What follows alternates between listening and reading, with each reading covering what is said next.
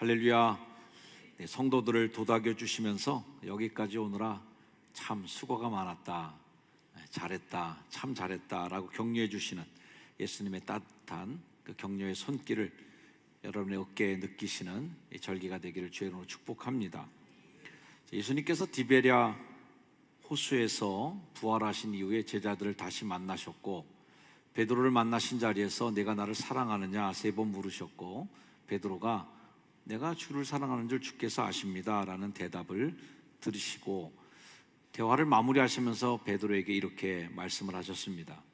내가 진실로 진실로 내게 이르노니 네가 젊어서는 스스로 띠띠고 원하는 곳으로 다녔거니와 늙어서는 네 팔을 벌리리니 남이 네게 띠띠우고 원하지 아니하는 곳으로 데려가리라. 이 말씀의 의미가 뭔지 궁금해할 독자들을 위해서 요한복음은 친절하게도 해석을 달아주었습니다. 이 말씀을 하심은 베드로가 어떠한 죽음으로 하나님께 영광을 돌릴 것을 가르킴이러라. 자, 예수님을 사랑합니다 라고 고백을 하면 칭찬도 듣고 나도 사랑해 라는 말이 들어야 되는데, 그 결과가 어떤 결과였는지 오늘 말씀을 통해서 보게 되는데, 사랑하지 않으면 제멋대로 합니다. 사랑하지 않으면 내 마음대로 멋대로 행동할 수 있습니다. 하지만 사랑하면 달라집니다. 사랑하면 내가 원하는 거, 내가 하고 싶은 거 마음껏 원대로 하지 못합니다. 사랑하는 사람한테는 함부로 대할 수가 없습니다. 사랑하는 물건은 함부로 취급하지 않습니다. 조심하게 되고 내가 조금 불리하게 되는 한이 있더라도 그것을 보호하기 위해서 처신이 달라지는 것이죠. 예수님께서 하신 말씀은, 야, 그래, 너 나 사랑한다고 그랬지?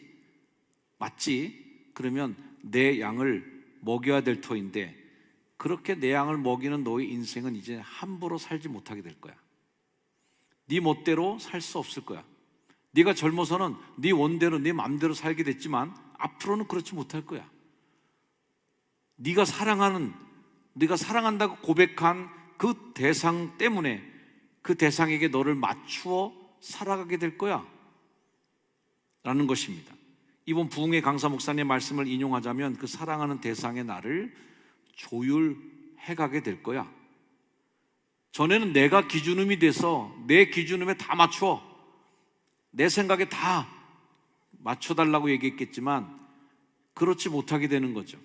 내가 사랑하는 그분이 있다면 그분이 생각에 나를 조율하려고 내 생각도 뜯어고치고 내 행동 패턴도 좀 달라질 것이고 뭔가 달라지기 시작하는 것이 있는 거죠.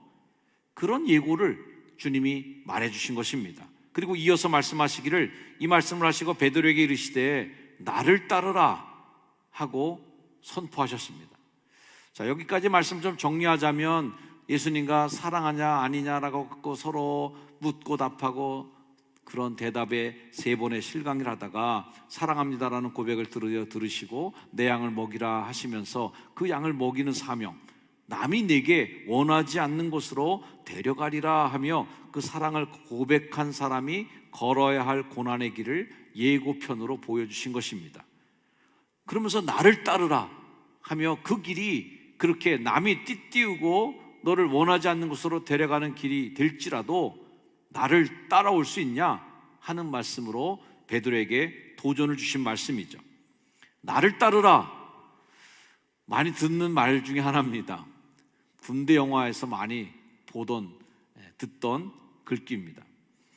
나를 따르라는 말 참 부담스럽습니다. 저에게도 역시 나를 따르라는 말은 부담스럽기 그지없는 예수님의 명령입니다. 연말이 되니까 교회 각 분야의 사역자를 세우는 일이 많아졌습니다. 이제는 거의 정리가 되어가고 있습니다만, 그렇게 사역을 정리하고 조율하고 어딘가에 배치하는 일들을 해나가면서 정말 여러 일들이 있었습니다. 여러 일들이라는 긴 말을 할 때 여러분이 상상하는 것이 있다면 그 상상이 맞습니다. 그겁니다.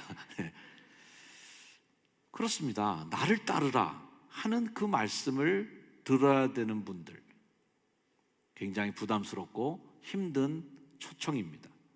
이런 부담감은 열정의 전도자라고 우리가 생각하고 있는 바울도 예외는 아니었습니다. 바울이 전도하고 아시아를 다니면서 그렇게 죽을 고생을 하면서 전도할 때 아무 고민이 없이 그냥 노래하면서 룰루랄라 그 길을 걸었던 것은 절대 아니었습니다. 그래서 고린도서에서 바울이 고백한 말씀을 한번 들어보면, 내가 복음을 전할지라도 자랑할 것이 없으면 내가 부득불할 일임이라 하고 자신의 일을 소개합니다. 부득불한다는 게 뭡니까? 하기 싫어 죽겠는데 그냥 억지로라도 내가 하는 거예요. 부득불할 일인 거예요. 왜? 만일 복음을 전하지 않으면 내게 화가 있으리라. 그럼 우리가 물어볼 수 있죠. 아니, 바울 사도님, 벌 받지 않으려고 한 거였어요, 그거? 화당하지 않으려고 억지로 한 거였습니까? 물론 겸손하게 얘기하기 위해서 바울이 그렇게 한 얘기예요. 근데 17절 말씀에서 하는 말씀은, 내가 내 자의로 이것을 행하면 상을 얻으려니와, 자발적으로 하는 것에는 상이 따른다는 건 나도 알아. 하지만 이것이 내가 혹시 자의로 아니한다 할지라도 나는 이거 할 거야. 왜? 이건 사명이야. 나는 사명을 받았노라 하고 선언합니다. 내가 좋아서만 하는 일이었으면 이거 상 받을 일이겠지. 하지만 그렇게 좋아서만 하는 일이 아닐 수 있어요. 하지만 그렇지 아니할지라도 그 일을 부득불 행동으로 옮기고 있는 그 사람의 마음, 사도 바울의 마음은 어떤 마음일까? 이거 사명인 거죠. 사명은 그래서 무서운 것입니다.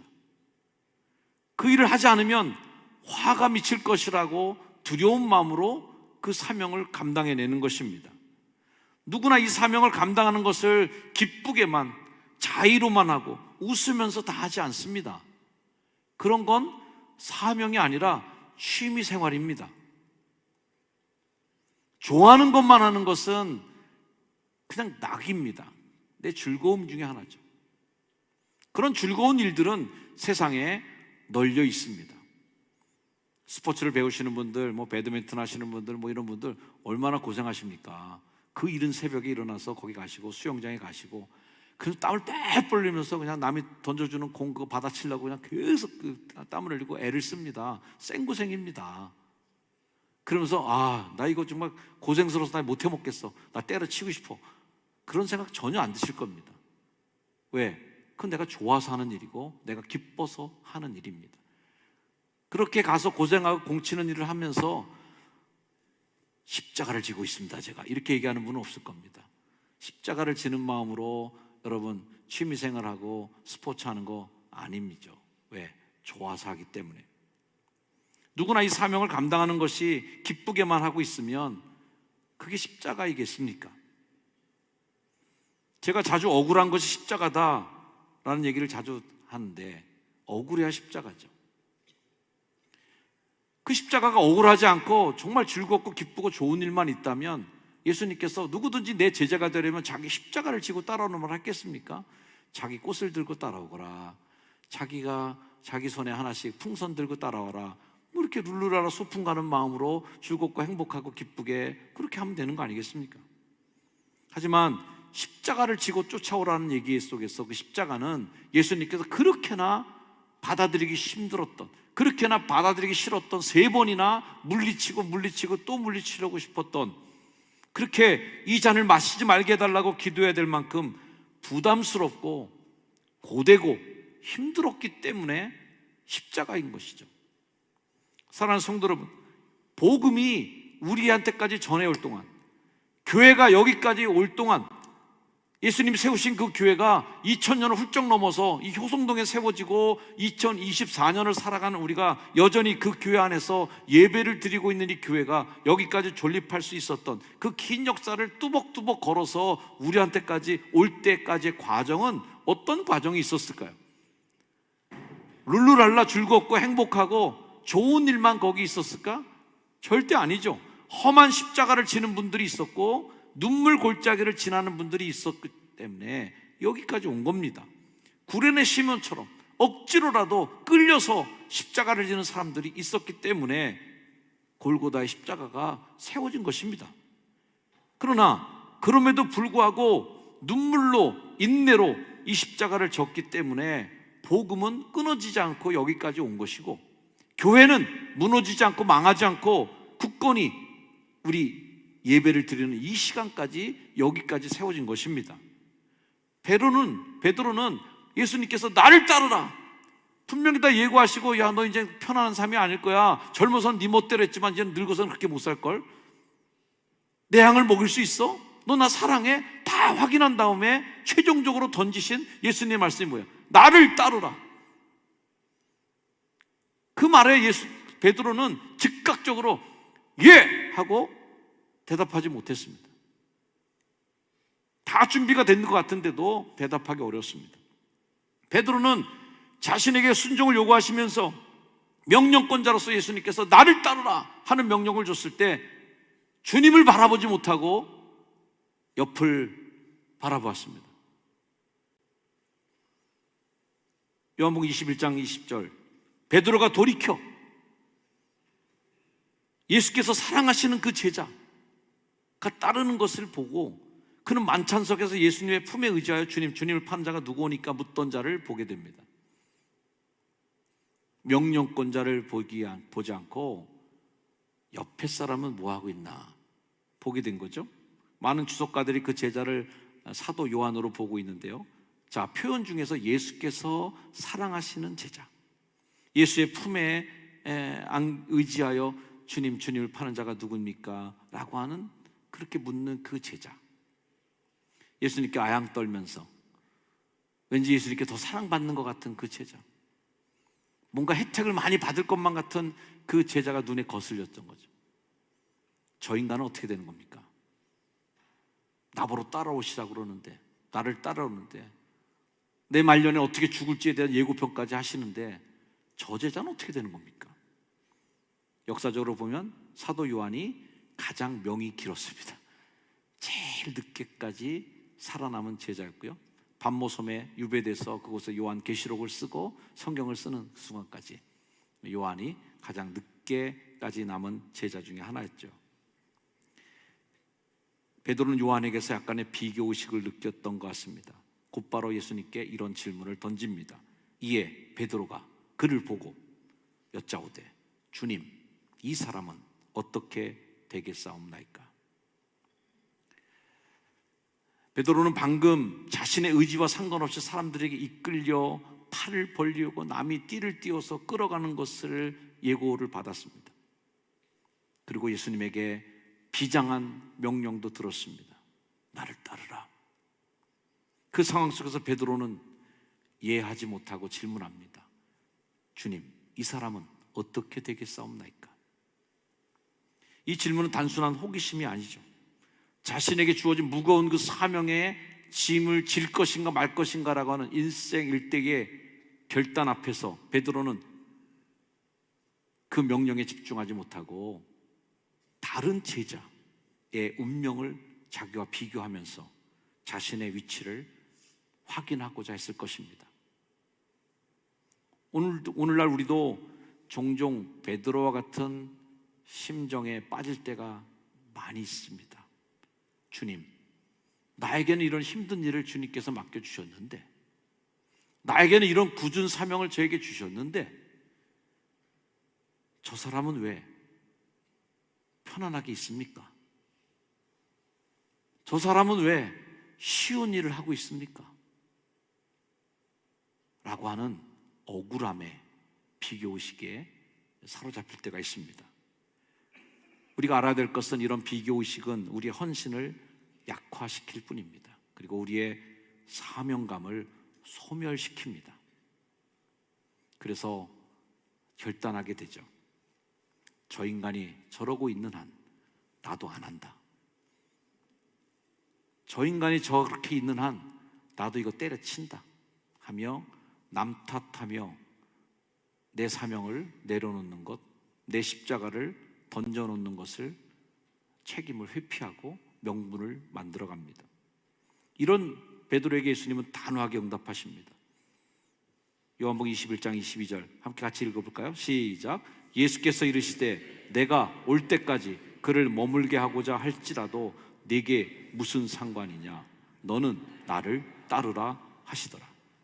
이 말씀에는 중요한 교훈이 담겨 있습니다. 그 교훈 중에 하나는 사명의 주권자는 하나님이시라는 것입니다.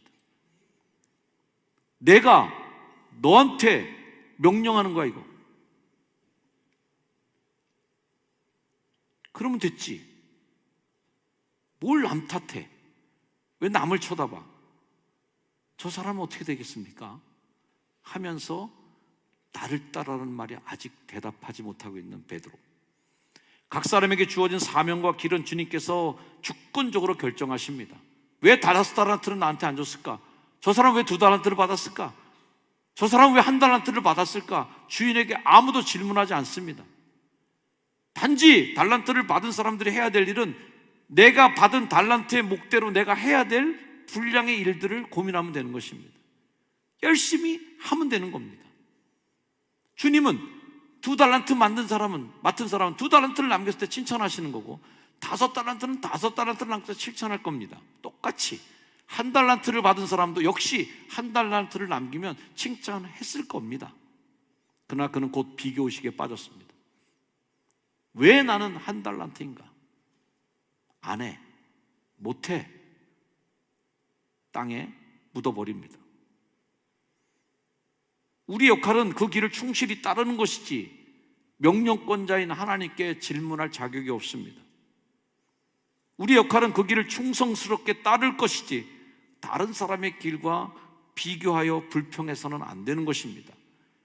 로마서 9장 20절 말씀에 이런 말씀이에요. 이 사람아, 네가 누구이기에 감히 하나님께 반문하느냐? 지음받은 물건이 지은 자에게 어찌 나를 이같이 만들었느냐 말하겠느냐? 질문할 수 없는 것입니다.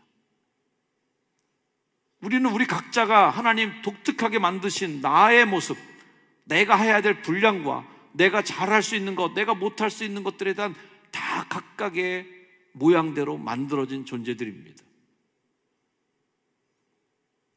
비교에 빠져서는 안 되는 것이죠.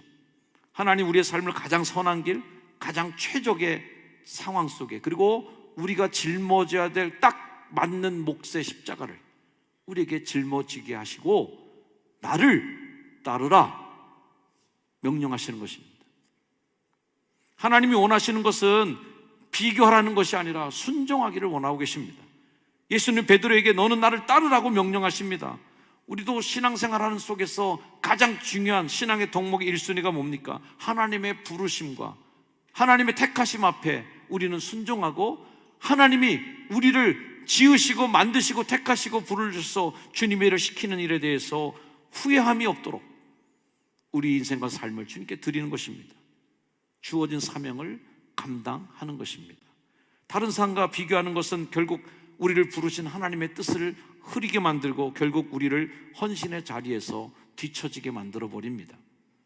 우리가 다른 사람과 비교할 때 생겨나는 부정적인 결과들이 있습니다. 누군가의 사명이 더 크고 중요한 것처럼 보이는 걸 통해서 내가 열등하게 느낄 때도 있고, 반대로 누군가의 책임이 더 가볍게 생각되고 쉬워 보여서 왜 나만 이런 고생을 하고 있을까라고 하는 자괴감에 빠질 때가 있습니다. 우리는 그런 비교의식에 빠져서 자신을 삐딱하게 바라보는 것에서 위험성에 노출되어 있습니다. 우리는 자만의식에 빠지는 것도, 열등의 의식에 빠지는 것도 그 하나님이 원하는 것이 아닙니다. 고린도전서 12장을 보면 하나님께서는 우리 교회 교인들 다 하나의 몸을 이루는 지체라고 표현합니다. 손이 입더러 불평하지 않고 입이 발더러 손이 발더러 서로 타박하지 않습니다. 우리는 그 몸을 이루어나가는 한 지체로서 그리스도의 머리를 중심으로 일사불란하게 하나님의 목적을 향해 달려가는 그리스도의 공동체가 바로 교회라는 것을 그 고린도전서 12장에서 말씀해 주십니다. 손은 손의 일을 하면 되고, 발은 발의 일을 하면 되고, 입은 입의 일을 하면 되는 겁니다. 그 역할을 바꿀 수도 없고 뒤집을 수도 없고 불평해서 내 몸을 때리는 것도 아니 됩니다. 비교는 시기를 낳게 되고 시기는 공동체와 자신의 영적 성장을 방해할 뿐이죠. 그래서 갈라디아서는 이렇게 우리에게 경고합니다. 헛된 영광을 구하여 서로 노엽게 하거나 서로 투기하지 말라. 헛된 영광이 뭐겠어요? 하나님의 영광이 아닌 게 헛된 영광인데 다 내 영광이죠. 나 좋자고, 나 편하자고, 내가 좀 더 빛이 나자고 하는 짓이 다 헛된 영광인데, 그렇게 하면 뭐가 생길까요? 서로 노엽게 만드는 일이 생기는 거예요. 서로 투기하는 일이 생기는 거죠. 하나님 우리 각자에게 고유한 사명을 주셨습니다. 에베소 1장 말씀처럼 우리는 그의 만드신 바라 그리스도 예수 안에서 선한 일을 위하여 지으심을 받은 자가 우리들입니다. 할렐루야. 이 진리를 믿고 자신의 사명을 충성스러이 감당해 달라는 부탁이죠. 사랑하는 성도 여러분, 다른 사람의 견주어 보면서 우리의 사명감이 소멸되는 것을 우리는 경계해야 됩니다. 하나님 우리 각자에게 고유한 사명을 주셨고, 그 사명은 누구도 대체할 수 없는, 여러분만이 할 수 있는 것들입니다. 예수님께서 베드로에게 너는 나를 따르라 말씀하신 것처럼, 우리가 삶에 주어진 곳에서 주님께서 너는 나를 따라라 하고 말씀하실 때 그거에 집중하셔야 됩니다. 우리가 주님을 따라간다 하면서도 자꾸 주변 사람들을 기웃거리다가 머뭇거릴 때가 많다는 것, 주님도 아실 거라고 생각합니다. 그러나 어차피 내가 해야 될 일이라면 내가 하는 겁니다. 우리 한번 따라 합시다. 어차피 내가 할 일이면 내가 한다. 내 인생에 짊어지어진 하나님의 몫이라면 내가 하는 겁니다. 제가 이 본문으로 요한복음 강해를 하면서, 요한복음 강해를 굉장히 오랫동안 제가 했던 기억이 나는데, 그 생각이 나서 이 본문을 가지고 내가 무슨 설교를 했을까 해서 그 설교문을 다시 끄집어 보았습니다. 이런 문구가 한 대목 있었습니다. 그때는 이제 금요기도였으니까 이걸 목요기도로 바꿔서 제가 표현하려고 합니다. 목요 전신기도에 나왔더니 아무 개가 보이질 않습니다. 괜히 배가 아파오고 괜히 왔구나 싶은 마음이 은근히 들어옵니다. 이럴 때 있지 않습니까, 여러분들? 피곤해 찌들어서 지쳐서 목요기도에 딱 왔더니 교구장님이 안 오셨네. 나 정말 피곤해서 왔는데 권사님이, 장로님이 안 보이네. 그러면서 자기가 와서 예배 드리면 되는데, 그 은혜 받으면 되는 거 아니겠어요? 근데 되게 배가 아파, 이상하게. 괜히 억울해져. 이거 다 여러분 겪었던 일도 아니십니까? 또 이런 글도 있어요. 토요일 교회 청소하는 데에 나왔습니다. 그 당시에 이제 교구별로 교회 청소가 돌아갔던 시절이었어요, 이게. 내가 예배 드리는 자리를 쓸고 닦는 섬김의 자리입니다. 나와 보니 나보다 더 책임이 많은 직분을 맡고 계신 분이 안 보입니다. 그러는 순간 괜히 속에서 울컥합니다. 내가 예배 보는 내 자리, 그 한번 먼지 한번 치우고 쓸고 닦는 일인데 보니까 그분이 안 보이는 거죠. 울컥. 내가 다시 오나 봐라. 안 온다, 안 와 하는 마음으로 내팽개치는 거죠. 오늘 설교의 제목처럼 남 탓하게 됩니다. 그래서 내가 해야 할 일을 안 해버립니다. 남 탓하면서. 누구도 안 나오는데 내가 안 해 나. 누구도 이거 안 오는데 나도 안 와. 뭐 이렇게 되는 거죠. 그럴 때마다 오늘 예수님이 하신 말씀을 기억하시기 바랍니다. 내게 무슨 상관이냐? 너는 나를 따르라. 예수님의 이 말씀은 아마 베드로의 마음에 서늘한 비수처럼 꽂혔으리라고 저는 생각합니다. 저 요한, 예수님 품에 기대 갖고 말이죠. 알랑방구 끼던 저놈, 저 인간은 어떻게 될까? 제가 만약에 이런 고생길 안 가면 나도 안 간다. 제가 만약에 나보다 명 길게 살면 난 죽어도 못 죽는다. 난 못해. 이런 마음에 들킨 거죠. 내게 무슨 상관이냐? 너는 나를 따르라. 하나님과 나, 그 둘의 관계에 집중하십시오. 남 때문에 여러분 자신을 망가뜨리지 마십시오. 남 때문에 여러분이 받아야 될 그 상급을, 그 면류관을 땅에 집어 던지지 마십시오. 비교의식으로 과대 포장하지도 마시고 비교의식으로 열등하게도 만들지 마십시오. 여러분은 그냥 여러분 자신이고, 그 자신에게 예수님과 여러분과의 관계 속에서 너는 나를 따르라. 내가 무슨 상관이냐 하고 말씀하십니다. 목회자로서 안타까운 것 하나는 대승적 결정에 대한 아쉬움이 있습니다. 대승적이라는 말이 뭐예요? 사사로운 개인의 감정을 넘어서서 더 큰 공동체, 더 큰 바운다리 안에 있는 것을 걱정해주고 자신의 결정하는 것을 하는 것이 대승적 결단인 것입니다. 교회로 본다면 개인의 사사로움을 넘어서서 교회 차원의 이익이 뭔지, 더 나아가서는 우리 교회마저도 넘어서서 하나님 나라, 하나님의 선교에 뭐가 도움이 되는지 보는 시각이 대승적 시각입니다. 우리 셀, 이거 사랑하지 않는 사람 누가 있겠습니까? 우리 교구, 애정 없는 분이 어디 있겠습니까? 그런데 우리 셀만 생각하면 교구가 죽습니다. 우리 교구만 챙기다 보면 우리 지역이 흔들립니다. 우리 지역만 찾다 보면 교회가 흔들립니다. 우리 국, 우리 팀, 우리 부서, 우리 사역팀, 이것만 고집하다가 보면 대승적으로 봐야 될 교회가 어렵습니다. 그런 애정은 좋은 것입니다만 거기에만 머물러 있다면 그 그룹을 품고 있는 더 큰 울타리를 허무는 우를 범하게 될 것입니다. 효성중학교가 만일 우리끼리 좋아 라고 한다면 인천 북지방은, 중부연회는, 감리교회는 허물어지는 것입니다. 왜 교회 이기주의가 이렇게 무서운 것입니까? 우리가 사도신경에 늘 고백하는 것처럼 거룩한 공교회와 죄를 용서받는 것과 할 때 그 거룩한 공교회가 왜 고백 중에 나오는 겁니까? 교회는 대승적으로, 이 땅에 있는 모든 교회는 한 공동체라는 것을 고백하라는 것입니다. 그래야 교회 이기주의에 빠지지 않는 것입니다. 어떤 셀 리더가 우리 셀만 외치고 있으면 그 셀을 품고 있는 교구는 흔들릴 수밖에 없습니다.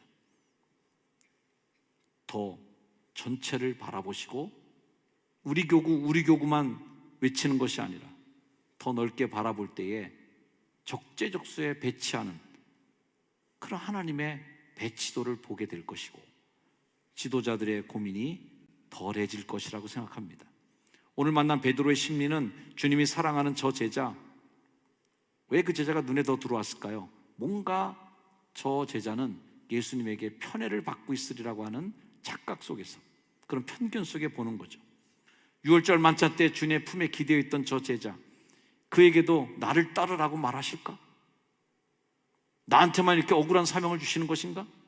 나한테만 이렇게 부담스럽게 무시무시한 말씀을 하시면서 나를 따르라고 하는 거 아니야? 저 사람 보고 대답을 해야 할지 말지를 결정해야 되는 거 아닐까 하는 생각이었을 수 있어요. 주님의 대답은 단호했습니다. 그게 무슨 상관이냐? 너는 나를 따르라. 무서운 말입니다. 우리는 모두가 효성중학교에 속한 공동체원입니다. 우리는 모두 각각의 지체가 다 연결되어 있습니다. 그 몸, 예수 그리스도를 중심으로 하나된 믿음의 공동체, 살아있는 생물체로서의 교회는 핏줄 하나만 끊어져도 사람 병원에 입원합니다. 그 많은 실핏줄 중에 하나만 막혀도 병원에 가서 누워 있어야 됩니다. 생명이 왔다 갔다 합니다. 그러니 여러분 모두가 각각의 자리를 지켜내지 못한다면, 각각의 모양대로 자신의 특징과 기질대로 섬기지 못한다면 이 공동체는 어떻게 되겠습니까? 나를 따르라 하는 이 선포는 좌우를 보지 말고 오직 명령권자 대신 주님만 보라는 선포이고, 그 명령에만 순종하고 따라오라고, 그게 네 길이라고 말하시는 주님의 말씀입니다. 당회도 이제 마치고 각 분야의 헌신자들 다 이제 세팅이 거의 다 되어 갑니다. 오늘 말씀을 기억하면서 각각의 자기의 자리를 맡으신 분들은 하나님의 명령을 다시 한번 되새겨 주시기를 바랍니다. 비교하지도 마시고 옆도 보지 마시고 나가 주님과 맺은 그 약속, 주님과 내가 맺어야 될 그 사명, 그것만 바라보시고 남 탓하며 물러서지도 마시고요, 남 탓하며 포기하지도 마시고, 남 탓하며 감정도 상하지 마시고, 비교를 넘어선 헌신으로 나가는 여러분 모두가 되길 축복합니다. 호세아 11장 10절 말씀처럼 그들은 사자처럼 소리를 내시는 여호와를 따를 것이라. 우리 효성중학교 성도님들이 이제 사자처럼 앞에서 깃발을 드시면서 나를 따르라 하는 명령하시는 그 하나님의 명령에 분연히 다 일어나셔서 각각의 자리에서 자신의 몫의 사명을 감당하고 주님의 십자가를 지고 따라가는 십자가의 군병으로 승리자 되시기를 주의 이름으로 축원을 드립니다. 기도하겠습니다. 하나님, 사자처럼 소리를 내시는 나를 따르라 하는 하나님의 명령 앞에 옆에 사람 바라보고 남 탓하다 돌격 명령에서 뒤처지는 우리 되지 않게 도와주시고, 주님이 말씀하시는 그 고지를 향하여 내 몫에 태워진 십자가를 짊어지고 끝까지 완주하여 하나님 나라에 이룰 수 있는 우리 모두가 되도록 축복하여 주옵소서. 예수님의 이름으로 간절히 기도합니다. 아멘. 함께 자리에 일어나셔서 결단 찬양하시겠습니다. 주부에 나오는 찬양과 주부를 찬양이 좀 다릅니다. 2대1 찬양단이 한번 불러서 변경했습니다. 주의 길을 가리 비바람이 앞길을 막아도 험한 파도 앞길을 막아도 나는 가리, 사명의 십자가를 지고 나아가겠습니다.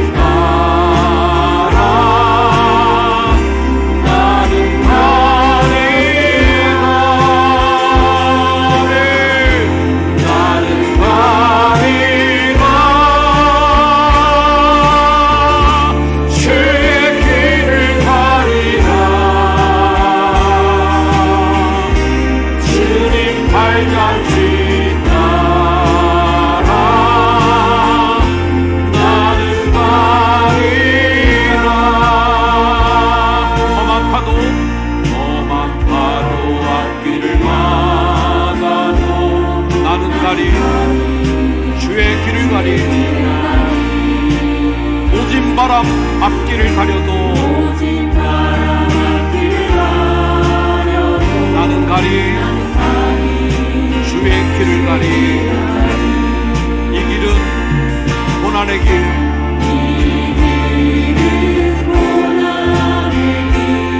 이 길은 생명의 길, 나를 구원하신 주님이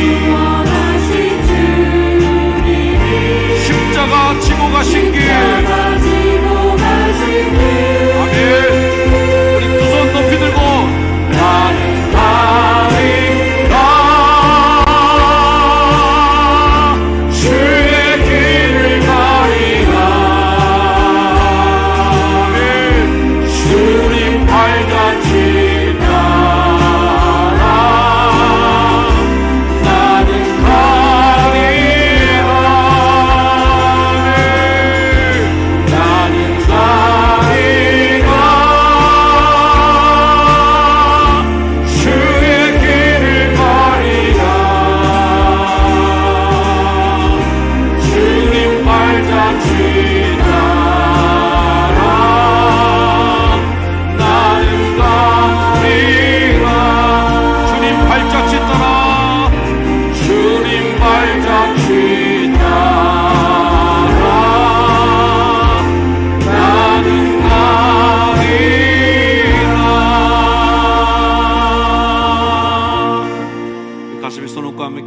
결단하겠습니다. 하나님, 혹 남 탓하며 내려놓은 사명이 있습니까?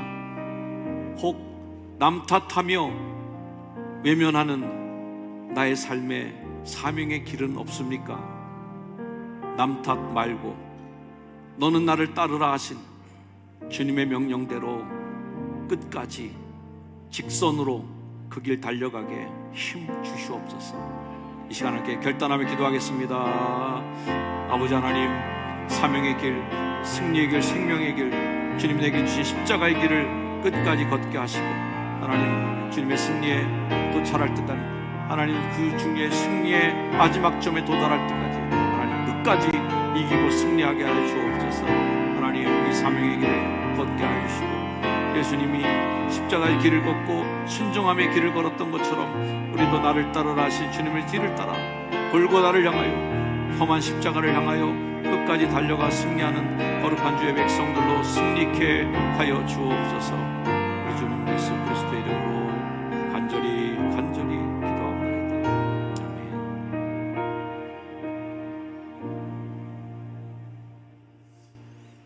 이 잔을 내게서 물리쳐 주옵소서. 기도하고 또 기도하셨지만 결국은 아버지의 뜻대로 되기를 원하나이다. 나를 따르라 하신 하나님의 부름 앞에 순종했던 예수님처럼 우리에게도 역시 나를 따르라 하시는 예수 그리스도와 함께 골고다의 언덕길로 험한 십자가의 자리로 힘차게 나아가는 주의 백성들 주님 굽어 살펴 주옵소서. 사명의 십자가를 지셨던 우리 구주 예수 그리스도의 은혜와 십자가를 지고 주님을 따르는 이들에게 상급을 주시고 하늘의 영광을 보여주시는 아버지 하나님의 크신 사랑하심과 넘어지고 쓰러지고 혹 갈등하며 넘어질 때에도 다시 일으켜 업어주시기까지 하시며 그 길 끝까지 달려가도록 도우시는 성령님의 놀라우신 은혜의 역사가 이 자리에 함께 머리한 귀한 주의 백성들 한 사람 한 사람 머리 위에 이제 영원까지 늘 항상 함께 하시기를 간절히 축원하옵나이다. 아멘.